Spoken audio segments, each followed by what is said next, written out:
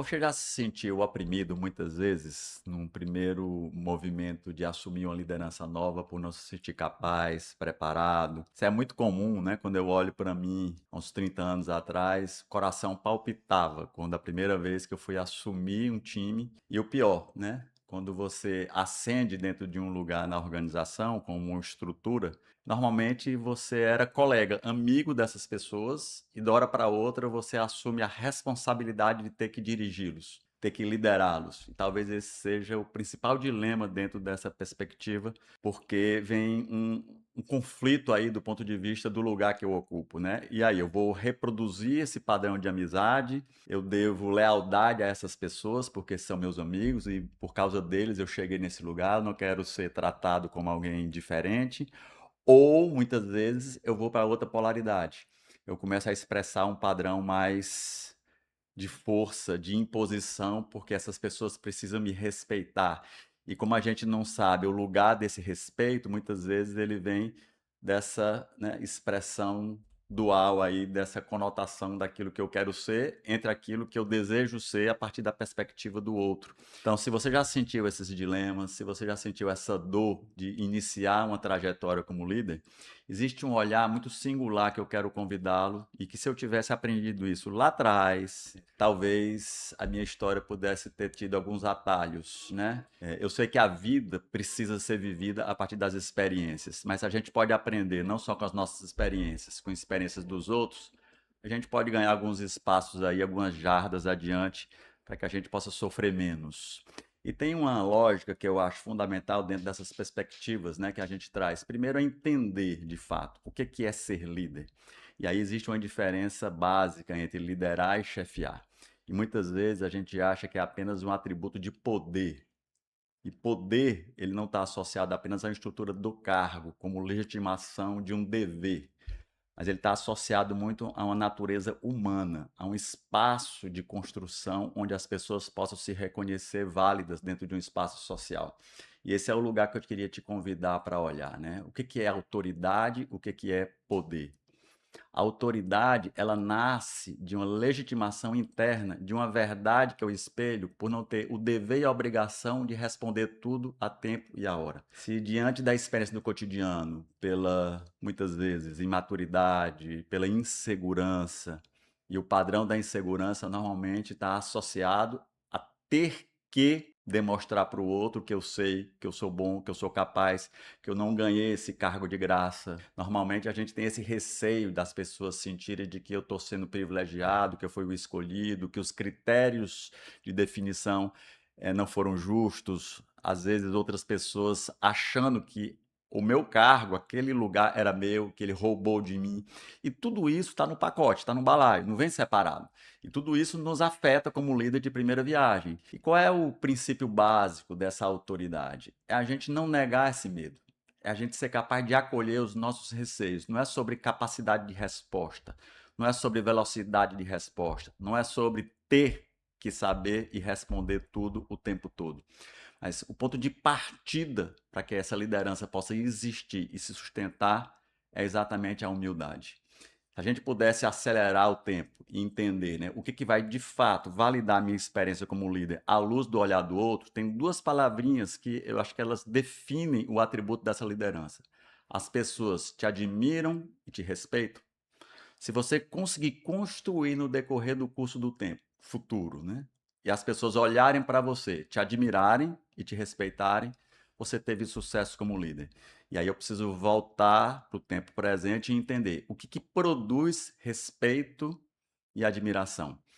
Primeiro, vamos entender o sentido da palavra respeito. Respeito vem, né, da mesma expressão de espelho, respecto, olhar com profundidade. E é o paradoxo, né? Porque quanto mais eu estou preso nas respostas, menos eu enxergo o outro. Existe uma expressão, quem assistiu o filme Avatar, dos navios, que eles diziam: eu vejo você. E o ver não é apenas enxergar o cargo, a natureza da expressão, do fazer objetivo do outro. O ver é enxergar o sujeito, é enxergar a pessoa. E se eu estou nesse lugar de medo, o medo ele gera uma proteção, ele gera um isolamento, um distanciamento. Então, abrir espaço para me conectar com esse outro de verdade. Não só na amizade, no sentido dos assuntos formais cotidianos do dia a dia, mas de entrar também em conexão com o outro a partir desse lugar que você está ocupando e trazer muitas vezes a sua insegurança e pedir ajuda e fazer esse espaço de conexão. Quanto mais eu me coloco na soberba do poder, mais eu distancio as pessoas, mais as pessoas passam a atuar contra nós. Quanto mais eu me coloco nesse lugar de humildade, e humildade vem de humus, terra, fertilidade, de acolher, de me colocar nesse lugar, olha, eu estou começando agora, eu vou precisar muito de vocês, de buscar o outro como ajuda, como construção, dar um espaço e entender que muitas vezes talvez esse outro ainda esteja num espaço de dor, ele esteja um pouco arredio, ele esteja um pouco distante, tá tudo certo. Eu não preciso querer forçar uma aproximação nesse encontro a partir de um lugar do passado, porque os lugares eles mudam as relações, de fato, né? O nível de proximidade, novas barreiras começam a se conectar a partir disso. E eu entender que está tudo certo, tem o tempo do outro também de aceitar. E aí esse espaço do respeito vai criando um novo espaço de conexão que produz confiança. As pessoas começam a perceber que eu não estou aqui para ocupar ou para roubar o lugar de ninguém. E eles começam a se conectar num espaço de construção onde naturalmente a legitimidade vai se validando como construção daquilo que a gente tem como trilho comum, que é o espaço colaborativo, não apenas pelo poder posto, pelo manda quem pode, obedece quem tem juízo, mas um espaço social onde as pessoas se sentem válidas, legítimas. E aqui temos só o cuidado de entender, né, que essa expressão da responsabilidade também tem a mesma origem da palavra respeito. Não quer dizer que eu vou ser permissivo com os deveres do outro, né? Esse é outro dilema entre líderes que assumem esse papel, entre ser bom ou ser bonzinho. Santa Teresa d'Ávila tem uma máxima que diz é que respeitando todas as tradições religiosas, só como sabedoria profunda, as pessoas se preocupam tanto em fazer o bem que esquecem de ser boas. Não é sobre ser bonzinho, mas é sobre fluir, é sobre compreender, entender os dilemas do outro e possibilitar esse espaço de construção para que a gente se sinta juntos na construção de uma obra que é a natureza do trabalho. E aí o respeito vai possibilitando a confiança imperar como construção comum. Em paralelo, essa legitimação do respeito, ela começa a produzir admiração.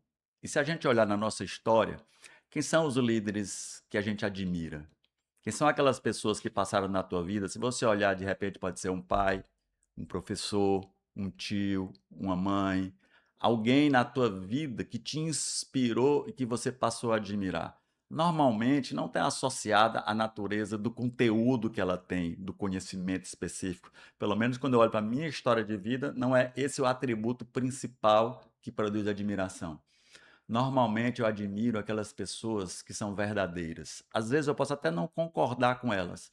E aqui o conceito de verdadeira não é só a honestidade no sentido literal, mas que lidam com a verdade dos sentimentos, o que é dito à frente, o que é dito por trás, o que é dito se torna bendito. Porque quando as coisas não são ditas abertamente, não são conversadas, quando a gente teme falar sobre assuntos diversos, né, da natureza do trabalho, da natureza da vida, das dores que as pessoas estão sentindo, quando a gente se esconde por trás da muralha de proteção, ao invés da gente criar pontes, a gente cria fossos. E esses fossos vão gerando um distanciamento onde a verdade não se permite fazer presente. E por medo, a gente muitas vezes se omite.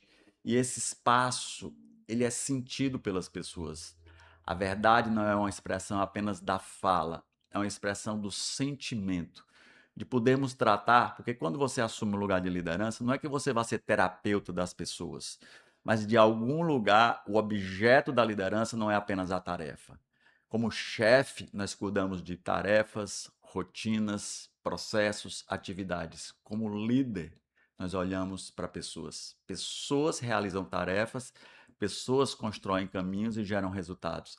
E se eu trago esse lugar do respeito e incluo o outro a partir desse espaço da verdade, da conexão sincera, e muitas vezes essa sinceridade nasce da humildade de eu dizer: eu não sei, eu não estou pronto agora, vamos junto, o que é que vocês sugerem?